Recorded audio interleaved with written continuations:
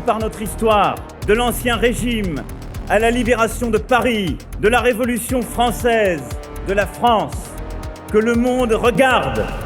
Vive la République! Vive la France!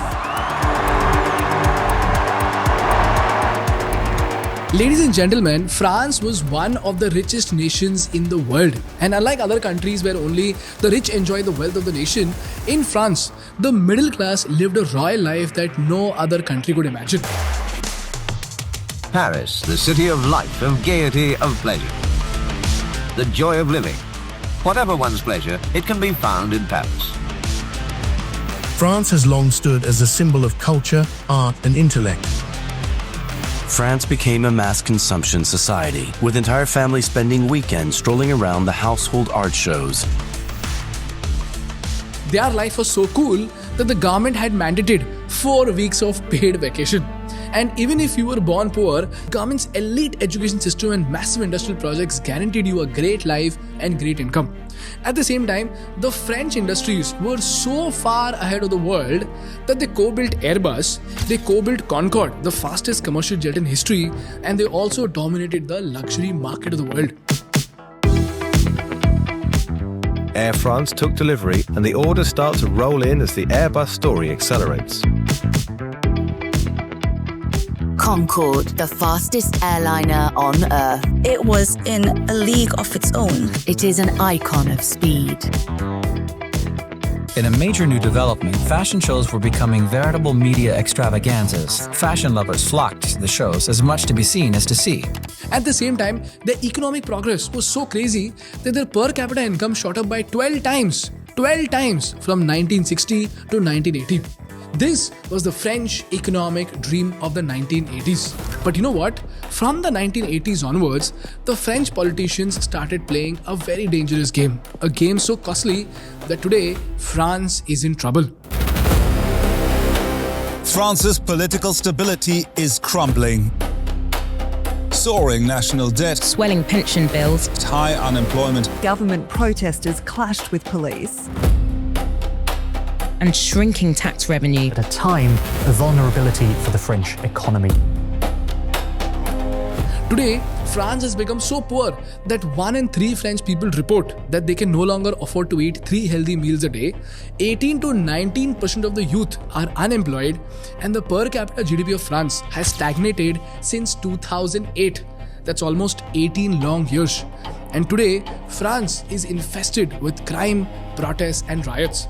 The question is, what exactly went wrong with the French economic miracle, and what are the lessons that the world needs to learn from the fall of France? France's political stability is crumbling. It has very high public debt levels, above 100% to GDP. Emmanuel Macron's plans to curb the country's skyrocketing debt.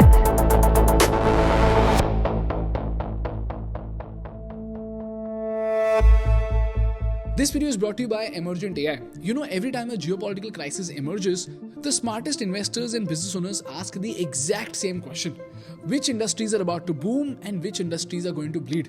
For example, when the Russia-Ukraine conflict started, the supply chain of sunflower oil was choked. As a result, the palm oil industry got boosted and palm oil sellers and investors both made millions of dollars. But with thousands of news updates flooding in every single day, it becomes practically impossible to do market research, right? So you know what? We built our own tool called the Risk Impact Analyzer using Emergent. In this tool, all you have to do is just type the industry you want to analyze, and this tool instantly reads the most credible global news, connects the dots, and gives you a detailed breakdown on how a crisis is impacting that specific sector. And you know what? I built this tool without knowing how to code. And yet, I was able to build this entire working application in minutes using Emergent AI without needing an expensive developer and without spending months on a prototype. All I did was describe the logic I wanted in plain English, and Emergent's AI agents handled the front end, back end, and deployed it instantly. Today, over 6 million builders are using Emergent to launch game-changing products, from supply chain trackers to automated customer service bots. So do you realize Emergent gives you the extraordinary ability to build your own tech without needing to code and without needing expensive developers? So if you've been sitting on a startup idea or a tool that could help your business, don't let the I don't know how to code excuse stop you. Click the link in the description, use Emergent AI and start building today. By the way, I've also left the exact prompt I used for the impact analyzer in the description. So if you found it useful, use the prompt and build an analyzer using Emergent.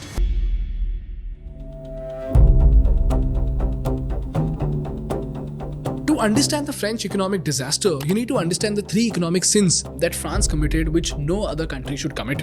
This is a story that dates back to 1973. Until this time, 3 things had happened. Number 1, the French economy had recovered from World War II. Number 2, in 1973, the Yom Kippur War broke out between Israel, Egypt and Syria.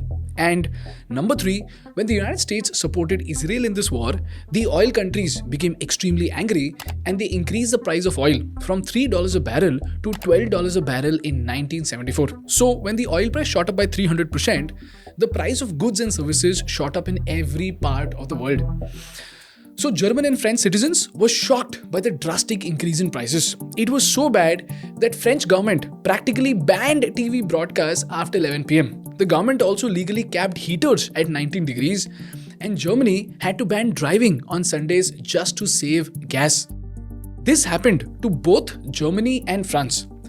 But this is where Germany and France opted for 2 completely different strategies to fix their economy. Let's understand this using an example. Let's say due to oil prices, in 1975, the cost of electricity to run the factory has just doubled. Let's assume that the old cost to make a coffee maker was $50 and the new cost due to energy spike is $60.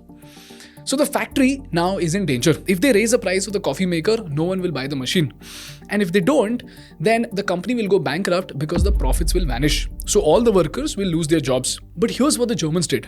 In 1975, Germany said, listen guys, inflation is high, we understand. But we will accept a 6% pay raise this year, even if inflation was 7% last year. This way, the factory can survive and we can get a pay hike next year or the year after that. At the same time, the German government said, we will not raise the taxes on the businesses so that those businesses could invest in their machines and become more efficient. So the German factories got upgraded and they could afford to sell their coffee maker for about $65. Eventually, the consumers could afford it, the factory could generate revenue, and when the economy recovered, they increased sales and worker wages both. But in the exact same situation, here's how France reacted. The French had a law called the sliding scale of wages. This law said that the wages were automatically linked to inflation because workers are very, very important. For example, every time the price of bread, gas or rent went up by 2%, the minimum wage automatically went up by 2% to match it.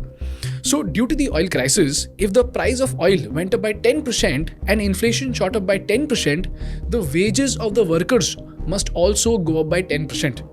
Sounds amazing, isn't it? So the French factories had to give the workers a 10% hike to help with inflation. But the moment they increased worker wages, the price of making a coffee maker in France went up to $75. Secondly, while the German government printed money very, very carefully, the French printed money recklessly. While Germany aimed for 8% increase in money supply through printing, France's money supply grew by 18% to 20% in 1975. Because they thought if they print more money, citizens will have more money and this money will lead to more consumption. As a result, the French companies can generate healthy revenue. So at the end of the day, while a French coffee maker cost $75, the German coffee maker only cost $65. Now think about it. If a retail store like Walmart comes to buy 10,000 units, which coffee maker do you think Walmart will buy? Obviously the German coffee maker, right? Well, that is how, while the German factories were able to sell their goods all across the world, the French companies could not sell because their goods were costly. Eventually, once the Germans had enough cash flow, they hired more workers, they gave them hikes and life was good. Whereas the French workers had no jobs because the French factories were struggling. In fact, since the French products were expensive, even the French people switched to buying German products. And look, in 1972, France and Germany both were exporting nations. While France had a trade surplus of $2.42 billion, Germany had a surplus of $8.2 billion.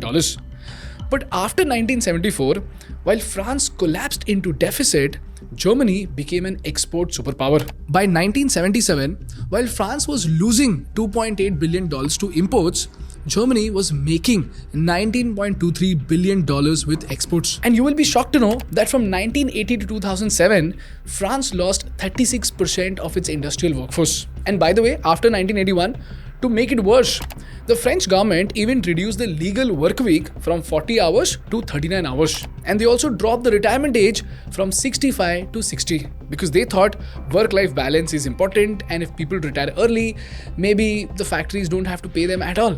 So while the French people were chilling with their wine, the Germans were toiling in their factory to boost the economy. And then came shock number 2, the Chinese shock. Deng Xiaoping radically shifted China's economy. As the economy opened up to the outside world, companies flooded into China to build factories and take advantage of cheap labor. It quickly became the world's manufacturing hub. Long story short, in 1978, the Chinese economy opened up, because of which China started to build thousands of factories which produced ultra-cheap goods at scale. And suddenly, Chinese factories were flooding the globe with products that were much cheaper than anything made in Germany or France. So for France and Germany, this was the survival of the fittest moment. And once again, they made two completely opposite choices. By the year 2000, Germany was actually in worse shape than France. People called it the sick man of Europe. Unemployment was high, labor laws were so stiff that companies didn't want to hire anyone, and the economy was in a bad shape. But then they did something absolutely crazy. Between 2003 and 2005, they made 3 very painful changes.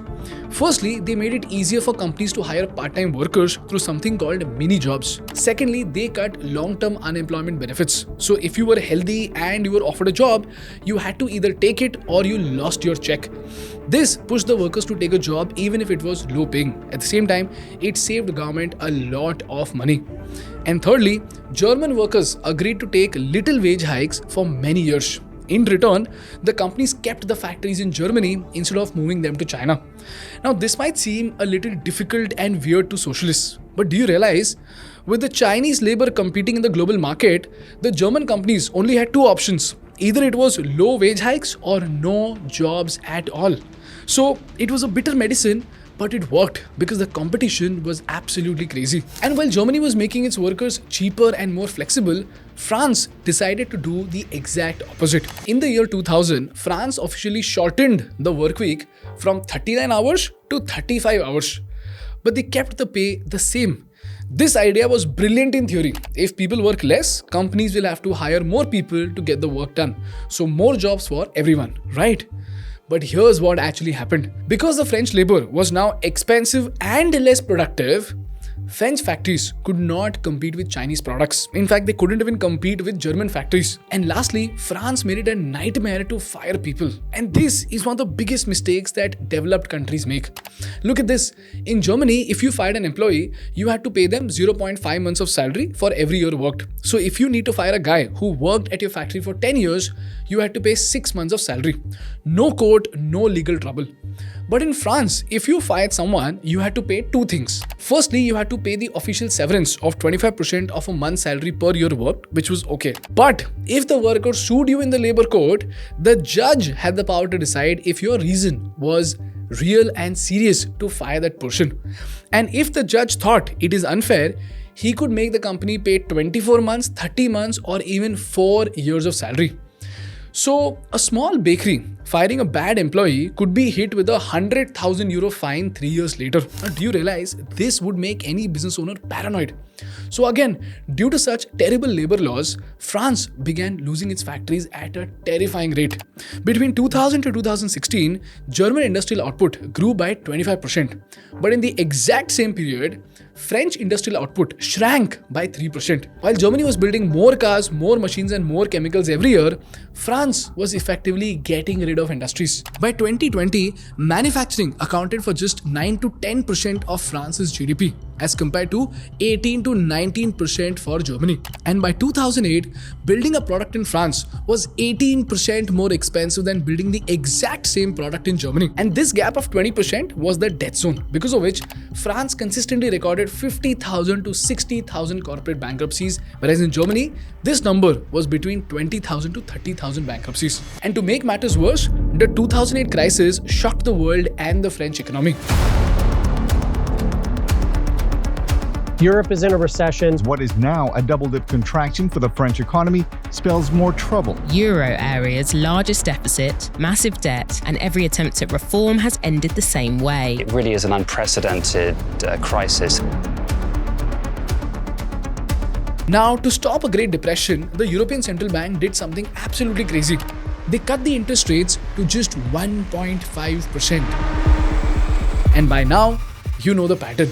While the Germans let the citizens and the market feel the pain early, adjust their behavior and become more efficient, the French government uses the government's credit card to pretend as if the pain doesn't exist. So while Germany is like an athlete that feels the pain and recovers naturally, France is like an athlete who takes painkillers instead of training. Eventually, the painkillers stop working and the body collapses. That is exactly what happened after 2008, when the central bank dropped the interest rates to 1.5%. German Chancellor Angela Merkel implemented the Black Zero policy. This meant that the government spending was strictly capped, and they used their savings from low interest rates to pay their own old national debt. So Germany's debt to GDP ratio fell from 82% in 2010 to 59% in 2019. But France was busy spending money in freebies. Look at this. To cap electricity bills, the French government spent 75 billion euros over 3 years. In 2018, protests forced the government to hand out 17 billion euros in immediate tax cuts and wage bonuses. After COVID, the French government paid nearly 100% of private salaries and spent 35 billion euros in the first year alone. In total, the French government spent 150 to 200 billion euros from 2018 to 2024 in COVID relief and handouts. And then came the last sin of all, the pension crisis, because of which riots broke out in 2023. Now look at the math. While France spends roughly 14% on pensions, Germany spends 10%, the US spends only 5.2%, and even Switzerland spends 6.5% of its GDP in pensions. In 2000s, there were 2.1 workers paying for every retired person. But by 2020, that ratio had fallen to 1.7, and now it is racing towards 1.2. So each citizen in France is practically paying for a retired person in France. So today, the French youth wants to leave the country, unemployment is rising, French industries are not able to grow as fast as the Germans, and the economy in general is coming to a standstill. That is how France got into trouble. And now I'm very excited to see how Macron is going to bring France back on track. And this story teaches us 3 very, very important lessons. Lesson number 1, short-term pain is always better than long-term debt. Number 2, many times good long-term policies will be painful for people. But if the government decides to please the people instead of making them resilient, disaster will strike for sure.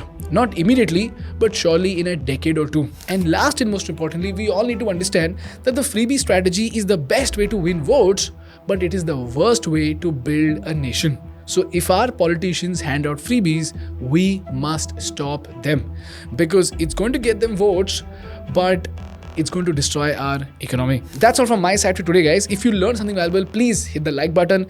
And for more such economic and business case studies, please subscribe to our channel. Thank you so much for watching. I will see you in the next one. Bye-bye.